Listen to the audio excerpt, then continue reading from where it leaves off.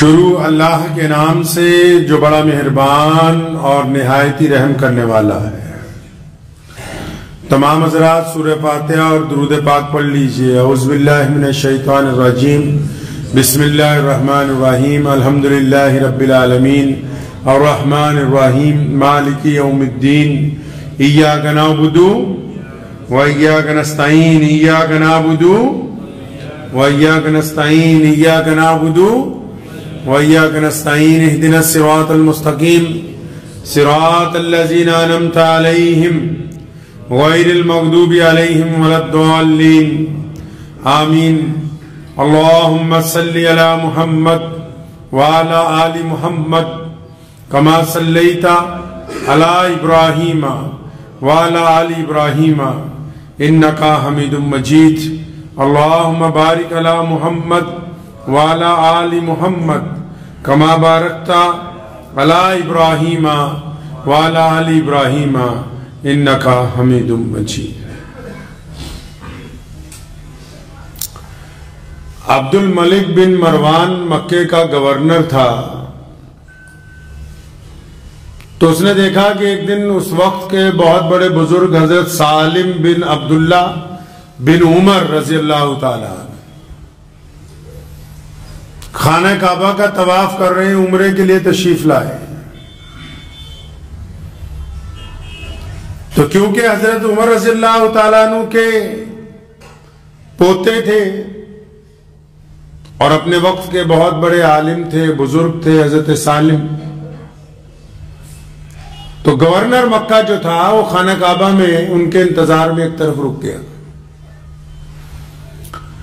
جب طواف کر کے حضرت فارغ ہوئے تو اس نے سلام کیا، وعلیکم السلام۔ فرمایا جناب میرا نام عبد الملک بن مروان ہے اور میں مکے کا گورنر ہوں، آپ کی خدمت میں حاضر ہوا ہوں، میرے لائق اگر کوئی خدمت ہو، کوئی کام ہو۔ گورنر تو بھائی بہت بڑی چیز ہوتی ہے، آج کل تو کسی کی دیوان صاحب سے سلام دعا ہو جائے تو وہی محلے میں نہیں ٹکتا ہے بھائی، گورنر تو بہت بڑا ہوتا ہے۔ تو گورنر صاحب نے حضرت سالم بن عبداللہ بن مروان، وہ جو گورنر تھا عبد الملک بن مروان، اس نے سالم بن عبداللہ بن عمر سے کہا کہ حضرت کوئی کام ہو۔ اس کی اتنی سی بات سنی، خانہ کعبہ میں کھڑے، اس کی طرف دیکھا، فرمایا تجھے کس بیوقوف نے گورنر بنا دیا؟ اب وہ عبد الملک بن مروان کہتا ہے میرے تو پسینے چھوٹ گئے، پیروں تک کی تلیوں میں پسینہ آ گیا کہ آج کوئی مرد ٹکرایا، ورنہ لوگ تو گورنر کی طرف سے سلام پہنچتا ہے تو الٹے پیر بھاگے جاتے ہیں کہ چلو گورنر صاحب نے بلایا۔ کہتا آج میرے پیروں میں بھی پسینہ آ گیا۔ تو حضرت نے فرمایا بھائی تجھے کس بیوقوف نے گورنر بنا دیا؟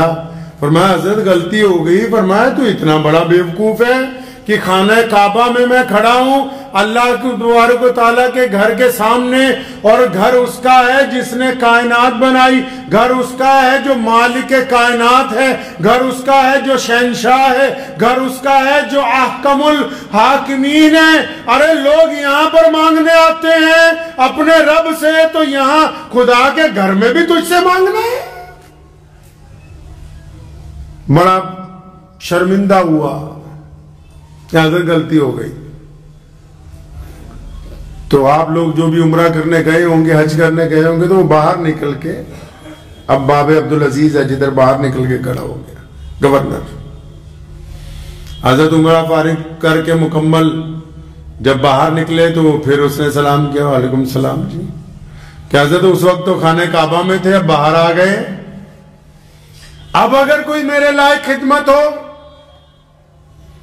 وہ ضد میں نہیں آیا۔ جو تہذیب دار لوگ ہوتے ہیں وہ بڑوں کی ڈانٹ سن کے بھی اپنا رویہ تبدیل نہیں کرتے، وہ تو اس لیے دوبارہ آیا کہ اب شاید کوئی ضرورت ہو، کچھ ٹھہرنے کے انتظامات کرنے ہو، کچھ پروٹوکول کی ضرورت ہو۔ بڑی خوبصورت بات حضرت سالم بن عبداللہ بن عمر نے فرمائی، اور فرمایا گورنر صاحب وہ جو بیت اللہ ہے، جو اللہ کا گھر ہے، جس نے کائنات بنائی، میں نے تو اس سے کبھی دنیا نہیں مانگی، تجھ سے کیا مانگوں گا؟ کبھی ان سے نہیں مانگی جنہوں نے کائنات کو بنایا ہے۔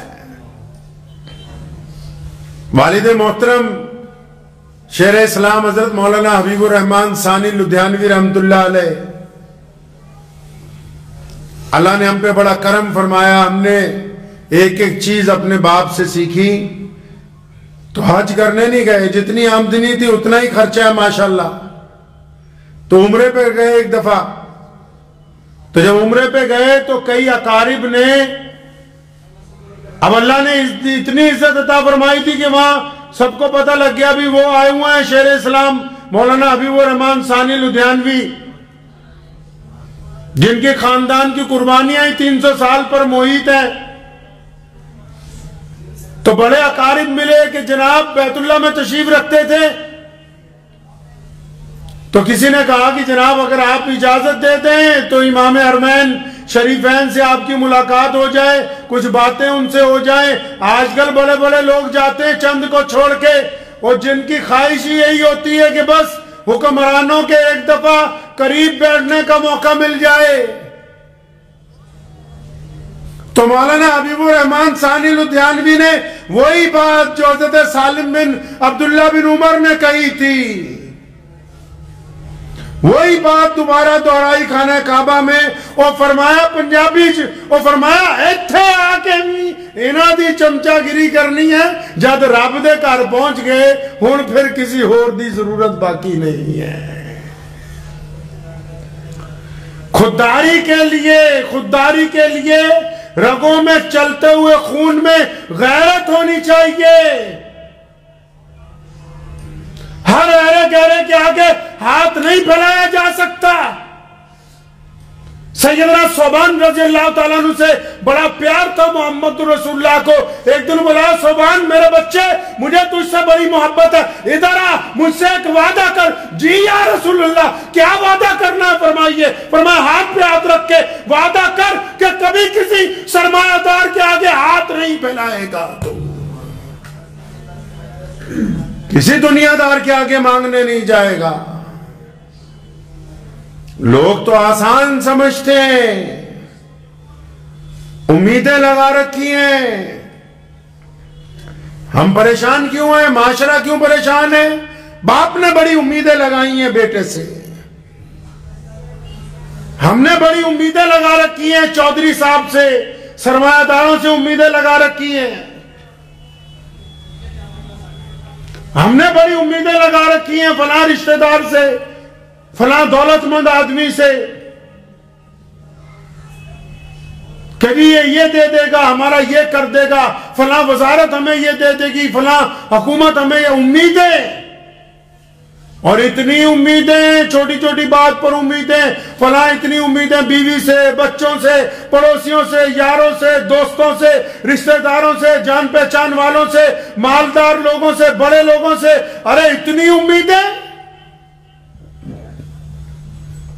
سیدنا صوبان کو کہا رسول اللہ نے، حدیث شریف کا مفہوم ہے، بخاری مسلم کو پڑھیے، امید کس سے لگانی؟ اللہ سے۔ ایسے لوگوں سے یار امید لگاتے ہو جو امید پر کھڑے نہیں اترتے، پھر تمہارا دل بھی ٹوٹتا ہے، پریشان بھی ہوتے ہو، ذلیل بھی ہوتے ہو، اپنے جذبات کو مجروح بھی کرتے ہو، اپنی قسمت کا فیصلہ اوروں کے ہاتھ میں بھی پکڑاتے ہو، صرف یہ دنیا کی چند چیزوں کے لیے۔ کیا سمجھا ہے کہ یہ ساری عزت کی چیزیں روٹی، کپڑے اور مکان کے اندر چھپی ہوئی ہے؟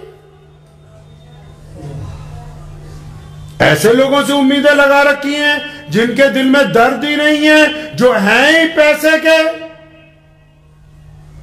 ایسے کتنے لوگ ہیں جن کے سکے بھائی تڑپتے پھرتے، جن کے پاس اچھا گھر نہیں رہنے کے لیے، 2 وقت کا کھانا پورا میسر نہیں ہے، اور خود کروڑوں پتی ہیں، وہ جو اپنے سکے بھائی کو نہیں کھانا کھلا سکا آج تک، اس سے تم نے امیدیں لگا رکھی کہ ہمارے مسجد میں، مدرسے میں لاکھوں روپیہ لگا دے گا۔ یہ چودھریوں کے کہنے پر اسلام کو چلانا چاہتے ہو؟ اس ضمن میں مجھے خوبصورت واقعہ یاد آتا ہے کہ مولانا صاحب تھے، مرحوم ہو گئے، اللہ ان کو جنت دے، بہت امیر خبیر۔ تو والد صاحب رحمت اللہ علیہ کو ایک دن دعوت پہ بلایا،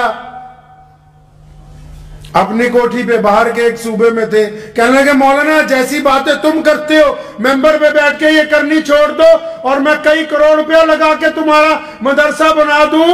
تو مولانا حبیب الرحمن ثانی لدھیانوی نے فرمایا تھا میاں صاحب ہمارا ایمان تو انگریز نہیں خرید سکے, تم کچھ اس کھیت کی مولی ہو کہ ہمارا ایمان خرید لو گے. نعرہ تکبیر! نعرہ تکبیر! نعرہ نبوت! نعرہ نبوت! نعرہ تکبیر! سید عطا اللہ شاہ بخاری امیر شریعت رحمت اللہ علیہ, انگریز نے جب گرفتار کر لیا, جیلر آیا کاغذ لے کے, شاہ جی اگر آپ معافی نامہ لکھ دیں اور آپ اگر یہ کہہ دیں کہ آج کے بعد انگریز کے خلاف نہیں بولوں گا تو یہ 10 مربع آج کے وقت میں کئی 100 ارب روپے کی پراپرٹی.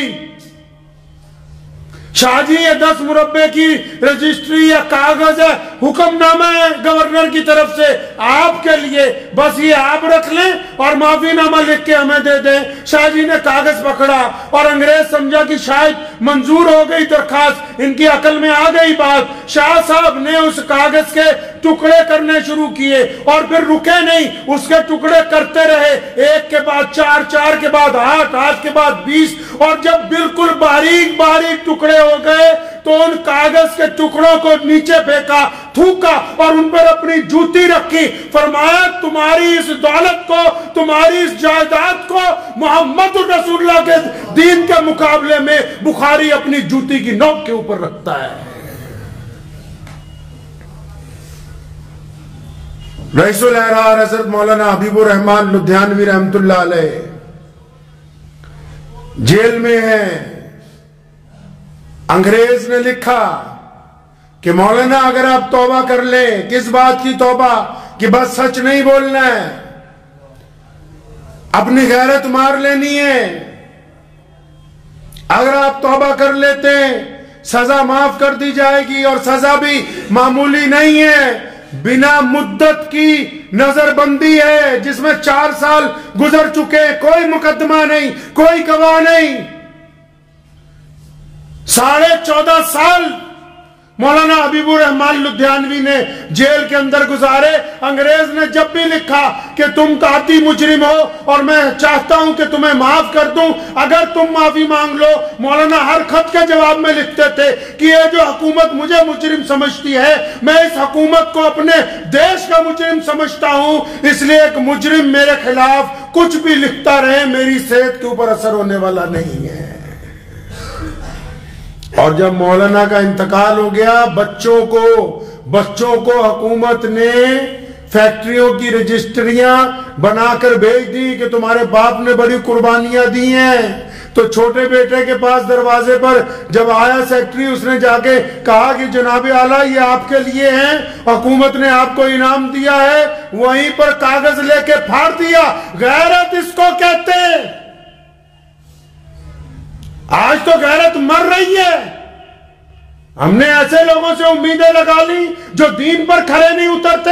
ہم ایسے لوگوں کو سرپرست بنانا چاہتے ہیں جو دین پر کھڑے نہیں اترتے, جو چاہتے ہیں کہ ہم اپنی شادیوں میں عیاشی کریں, بدماشیاں کریں, ہم دینداری سے دور رہیں, لیکن مسجد مدرسے کے صدر ہم ہی ہونے چاہیے. ہم زیادہ تر مولوی ایسے چودھریوں کے پیچھے لگے ہوئے ہیں. اگر یہ لوگ کھانے کے لیے بھی کچھ نہیں دیں گے تب بھی ہماری موت آنے والی نہیں, وہ اپنے مقررہ وقت کے اوپر آئے گی. اس لیے لوگوں سے امیدیں لگانی چھوڑ دیجئے. آپ رسول اللہ کو یہ بات پسند نہیں, اللہ تبارک و تعالیٰ کو یہ بات نہیں پسند کہ اس لوگوں سے امیدیں. کون سی ایسی مشکل ہے جو ہمیشہ رہنے والی ہے؟ بتاؤ کسی ایسی مشکل کا نام جو ہمیشہ رہنے والی ہو. قرآن نے کہا کہ ہر مشکل کے بعد آسانی. اللہ نے وعدہ کیا اپنے بندوں سے کہ اگر تم استقامت پر رہو گے, اگر تم صبر کرنے والوں پہ رہو گے, اللہ نے فرمایا کہ اگر تم صرف مجھ سے ہی مانگو گے, صرف میرے ہی آگے ہاتھ پھیلاؤ گے, فرمایا اب یا بعد میں اللہ اس مشکل سے نکال دیں گے آپ کو. اور یہ جو عزت نفس مجروح کر رہے ہو, ہر ایک سے امید لگا رکھی ہے, کام بننے ہی نہیں پاتا. آج کی بات کل پہ ٹلتی ہے، شمع امید بھی عجب شاہ ہے، روز بجھتی ہے روز جلتی ہے۔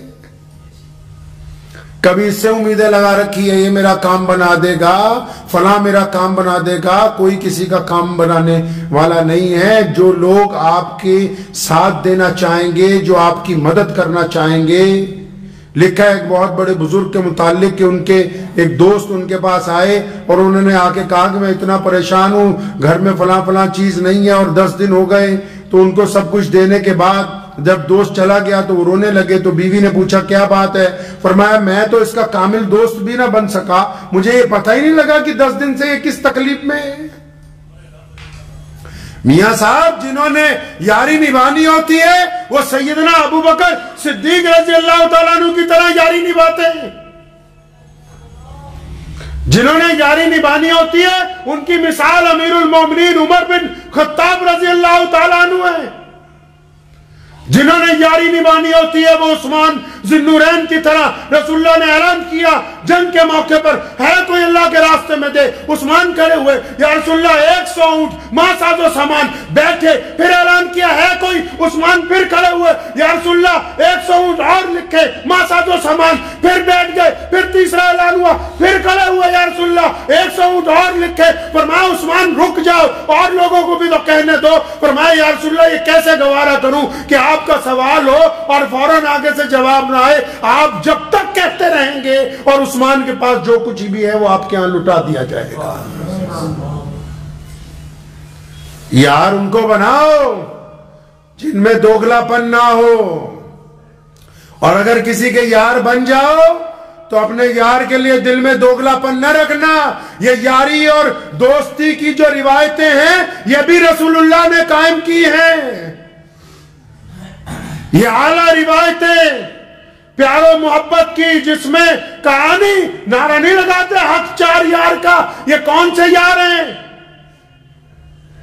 کیا بھول گئے یاری دوستی میں کہ اسلام میں رسول اللہ نے تمہیں یہ سکھایا جو یار ہوتے ہیں وہ یاروں کے درد مند ہوتے ہیں، جو یار ہوتے ہیں وہ یاروں کے مسیحا ہوتے ہیں، جو یار ہوتے ہیں وہ یاروں کے مددگار ہوتے ہیں، جو یار ہوتے ہیں وہ یار مار کبھی نہیں کرتے۔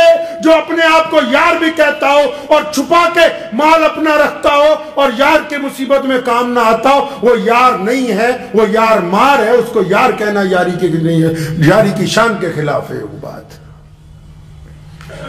ارے جس در پر ہاتھ پھیلانا پڑ جائے وہ یار ہو ہی نہیں سکتا، وہ دوست ہی نہیں، وہ رشتہ دار ہی نہیں ہے، وہ کوئی جان پہچان والا نہیں ہے، وہ صرف مطلب کا بندہ ہے۔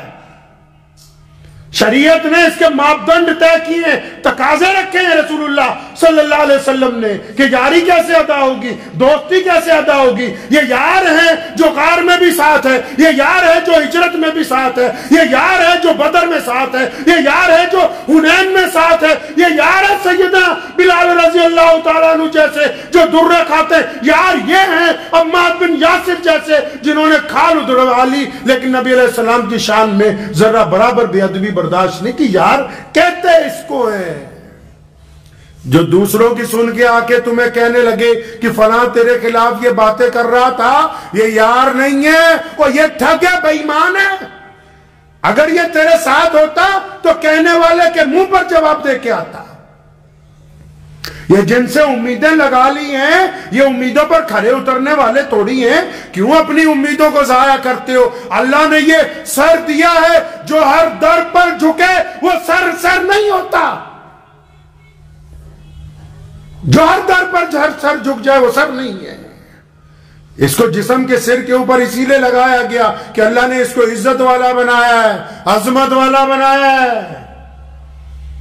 جوتی 1 کروڑ کی بھی پہن لی جائے تو پیر میں ہی ہوگی، سر پر اگر 1 میٹر کپڑا سادہ بھی باندھ لیا جائے تو وہ تاج کہلاتا ہے، وہ پگڑی کہلاتی ہے۔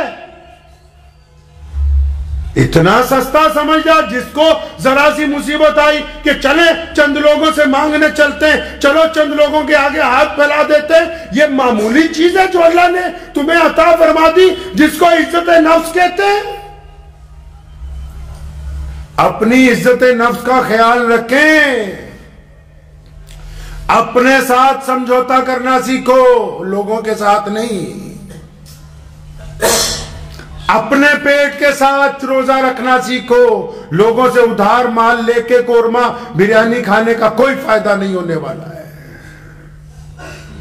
جو بات غیرت کے اندر ہے، جو مزہ زندگی کا، چھوٹا کاروبار کر لیجئے، اتنی قسطیں، اتنے لون، اتنے ادھار کہ رات کو ساری رات نیند نہیں آتی تمہیں۔ ان شادیوں کا کیا فائدہ جو قرض لے کر کی گئی ہو، بیٹی بدا کرنے کے بعد بھی بستر کانٹوں کی سیج بن گیا ہو؟ کون کہتا ہے کہ یہ شادی شریعت کے مطابق اچھی تھی؟ کس دستور میں لکھا ہے؟ اور ایسے چودھری کے دروازے پر مانگنے جا رہا ہے جو خود بذات خود کنجوس ہے، جو خود دولت کی عبادت گزار ہے، وہ کیا اپنے مال میں سے نکال کے تمہیں دے دے گا؟ جس کے پڑوسی پہلے سے بھوکے سو رہے ہوں تو اس سے مسجد مدرسے کی امید لگائے ہوئے بیٹھا ہے، جو خود اپنے عزیز و اقارب کو پوچھنے والا نہیں ہے۔ اس غیرت کو کوڑیوں کے بھاؤ مت گرائیے۔ یہ جو غیرت ہوتی ہے اس میں کوئی مذہب کا مسئلہ نہیں ہے، بندے کو خود سوچنا چاہیے۔ ہاں ٹھیک ہے، دل میں خیالات آتے ہیں کہ فلاں سے پیسے مانگ لوں، خیال آنا کوئی بری بات نہیں ہے، لیکن اس خیال کو عملی جامہ پہنا کے دوسرے سے انکار کروا کے اپنی بےعزتی کروانا، یہ بری بات ہے۔ اس خیال کو عملی جامہ پہنانا جس خیال کے اندر آپ کی بےعزتی ہے، جس خیال کے اندر آپ کی عزت نہیں برقرار ہو رہی، جس خیال کو اللہ بھی اچھا نہیں سمجھ رہے۔ آپ اگر اللہ تبارک و تعالیٰ سے مانگتے تو کیا اللہ تعالیٰ اس کے اسباب مہیا نہ کرتے؟ آپ نے سچے دل سے اپنے رب سے مانگا ہی نہیں۔ بہت مشہور امام صاحب کا واقعہ، شاگرد نے کہا کہ حضرت روزانہ دریا پار کرتا ہوں، پیسے لگتے ہیں کشتی کے، فرمایا بسم اللہ پڑھا کر دریا پار۔ ایک دن خود جانا تھا تو ڈوب گئے، شاگرد کہتا رہا بسم اللہ پڑھے، میں بھی چلا جاتا ہوں، لیکن یقین نہیں تھا۔ اپنے اندر خود اعتمادی لاؤ۔ ایک سستا سا موبائل آپ کو فائدہ دے سکتا ہے اس مہنگی چیز سے جس کی قسط آپ کو نہ دی نہ جائے، اور بعد میں سرے بازار کوئی آپ کے ہاتھ سے اس گاڑی کو، اس چیز کو چھین کے لے جائے۔ اس بے عزتی سے اچھا ہے کہ آپ اپنی غیرت میں اپنے جسم کے بادشاہ بن کے زندگی گزاریں۔ اس ادھار کے مال سے بہت اچھا ہے، اس ادھار کی روٹی سے بہت اچھا ہے کہ ہم ایک وقت فاقہ کر کے گزار لیں۔ یہ بات خود بھی سمجھنے کی، اپنی اولاد کو بھی سمجھانے کی ہے، اپنی بیوی کو بھی، اپنے بچوں کو بھی۔ ہمارے میں یہ بیماری آ گئی، ہم جو نہیں ہیں وہ بتانا چاہتے ہیں لوگوں کو، جو ہم نہیں ہیں ہم ثابت کرنا چاہتے ہیں۔ ہم بہت بڑے رئیس ہیں جی، ہم بہت بڑے چودھری ہیں جی، ہم بہت بڑے مال دولت والے ہیں جی، ہم بہت اعلیٰ کپڑے پہنتے ہیں جی، ہم تو بہت بڑے شو روموں میں جاتے ہیں جی، ہم بہت اعلیٰ ترین ہوٹلوں میں۔ ہم جو نہیں ہیں ہم وہ جتانا چاہتے ہیں لوگوں کو، اور اس جتانے کے چکر میں صبح سے لے کے شام تک جھوٹ بھی بول رہے ہیں، پریشان بھی ہو رہے ہیں، ادھار بھی اٹھا رہے ہیں، قرض بھی اٹھا رہے ہیں، اور پھر اکیلے میں زیادہ سے زیادہ پریشان بھی ہو رہے ہیں، بس اس چکر میں جو ہم نہیں ہیں وہ ہم اپنے آپ کو بنانا چاہتے ہیں۔ ہم نے اپنے والد صاحب رحمت اللہ علیہ کو دیکھا، ہم نے تو کوئی عالیشان ہوٹلوں میں کبھی کھانا نہیں کھایا، تو کیا اس کا مطلب یہ ہو گیا کہ ہم کسی اعلیٰ خاندان سے تعلق نہیں رکھتے؟ ہم تو کبھی 1 کروڑ روپے کی گاڑی خریدنے کے لیے نہیں گئے، تو کیا اس کا مطلب یہ ہوا کہ ہمارے خاندان کی کوئی قربانی نہیں؟ یہ غیرت ان کروڑوں لوگوں سے اچھی ہے جو رئیس زادوں کے اور حکومتوں کے تلوے چاٹتے ہیں، ان کروڑوں لوگوں سے یہ زیادہ مہنگی ہے جو ہر ایک بندے کے بس کی بات نہیں ہے۔ غیرت مند بنیے، اپنی غیرت آپ کے اپنے ہاتھ میں۔ علامہ اقبال رحمت اللہ علیہ کا واقعہ آپ حضرات کو کئی بار سنایا، پھر سنتے جائیں جاتے جاتے۔ ان کا بیٹا بیرسٹر بن رہا تھا، لندن میں پڑھتا تھا، اس نے باپ کو چٹھی لکھی، ہر مہینے پیسے بھیجتے تھے اپنے بچے کو خرچے کے لیے، تو بیٹے نے چٹھی لکھی علامہ اقبال رحمۃ اللہ علیہ کو کہ ابو جی پیسے ختم ہو گئے، فلاں آدمی لندن شہر میں جو رہتا ہے آپ کا بہت جگری یار ہے، آپ اگر اجازت دیں اس سے 500 پاؤنڈ 100 پاؤنڈ ادھار لے لیتا ہوں، جب آپ پیسے بھیجیں گے تو میں اس کو واپس کر دوں گا۔ علامہ نے چٹھی کا جواب نہیں لکھا، پوری نظم لکھ کے بھیج دی اور فرمایا میرے بیٹے خود ہی نہ بیچ غریبی میں نام پیدا کر، ٹھیک ہے واپس کر دو گے، لیکن ساری زندگی وہ یہ تو کہے گا نا کہ اقبال کے بیٹے کو ہم نے ادھار دیا تھا، ٹھیک ہے واپس کر دو گے، ایک بات تو تیار ہو گئی نا کہ ہمارا قرضدار رہا ہے، تو یہ جو 10 دن کے لیے تم آسانی پیدا کرنا چاہتے ہو، وہ 10 دن خود صبر سے کیوں نہیں گزار سکتے؟ وہ 10 دن شکر سے کیوں نہیں گزار سکتے؟ وہ 10 دن اطمینان سے کیوں نہیں گزار سکتے؟ ان 10 دنوں میں اپنے رب کو مدد کے لیے کیوں نہیں پکار سکتے؟ اور اگر تم پکارو تو اللہ تعالیٰ اس سے بہتر راستہ تمہیں عطا کر دے۔ 99 حصے اللہ تعالیٰ نے روزی کے رکھے کاروبار میں، 99 حصے۔ آج تو اچھے لوگ چند علماء کو چھوڑ کے اچھے لوگ سرمایہ داروں کی چمچا گیریاں کرتے پھر رہے ہیں، جو سرمایہ دار کہہ رہا ہے اسی کے مطابق مسجد مدرسے کے اندر چل رہا ہے۔ اللہ کے بندے جن کے دین پر تم چلنا چاہتے ہو یہ تو خود رسول اللہ صلی اللہ علیہ وسلم کو اچھی طرح نہیں جانتے، اگر ان کی پیروی کرو گے دولت مند لوگوں کی خود بھی خسارے میں چلے جاؤ گے، یہ بھی خسارے کے اندر چلے جائیں گے۔ عزت نفس کا یاد رکھیے گا اس بات کو، ہر ایک کے آگے ہاتھ نہیں پھیلانا ہے، ہر ایک کے آگے نہیں پھیلانا ہاتھ۔ ہمارے پیر حضرت مولانا شاہ عبد القادر صاحب رائے پوری رحمت اللہ علیہ نے بڑی خوبصورت بات کہی تھی، فرمایا کسی کے آگے ہاتھ نہ پھیلانا، لیکن اللہ جب رزق تمہارے تک پہنچا دے تو پھر اکڑنا نہیں، آنے والے سے بدتمیزی نہ کرنا۔ مطلب اگر کبھی کوئی یار، کبھی دوست، کبھی کوئی جاننے والا، کوئی نہ جاننے والا، کوئی ایسا بندہ جو یہ سمجھ جائے کہ تم واقعی ضرورت مند ہو، وہ کبھی چھپ کے آئے، کبھی گلے مل کے تمہاری جیب میں کچھ رقم ڈال دے تو پھر اس سے بدتمیزی اس سے مت کرنا، جن کو اللہ تم تک بھیج دے، لیکن خود نہیں کسی کے آگے جانا، خود اللہ ہی سے مانگنا ہے۔ اور پھر اللہ سے صرف مانگنا ہی نہیں ہے، کوشش کرنی ہے۔ جب آپ کوشش کے لیے نکلیں گے نا اللہ کی مدد کے ساتھ، تو پھر اللہ تبارک و تعالیٰ ایسے اسباب پیدا کر دیں گے کہ آپ کی ایک کوشش جو ہے وہ 10 بن کر آپ کے ساتھ چل پڑے گی۔ آپ 1 روپیہ کمانے نکلیں گے، اللہ کریم 1000 عطا کر دیں گے، بشرط یہ ہے کہ آپ نکلیں، ہاتھ پہ ہاتھ دھر کے نہیں بیٹھے، اس امید پر نہیں کہ بس ابھی یہاں کوئی آ جائے، نہیں، اللہ سے دعا کیجئے اور پھر رزق کو تلاش کیجئے، اللہ تعالیٰ آپ کو عطا کریں گے۔ بس اس تلاش کے دوران اس بات کا خیال رکھنا ہے کہ ہم نے اپنے رب سے امیدیں وابستہ رکھنی ہے، لوگوں سے کوئی امید نہیں لگانی، کیونکہ لوگ امید کو توڑ دیتے ہیں۔ وآخر دعوانا الحمدللہ رب العالمین۔ مجھے امید ہے کہ آپ کو یہ ویڈیو پسند آئی ہوگی، اگر پسند آئی ہو تو یہ آپ اپنے دوستوں کے ساتھ شیئر کریں اور اس چینل کو سبسکرائب ضرور کریں۔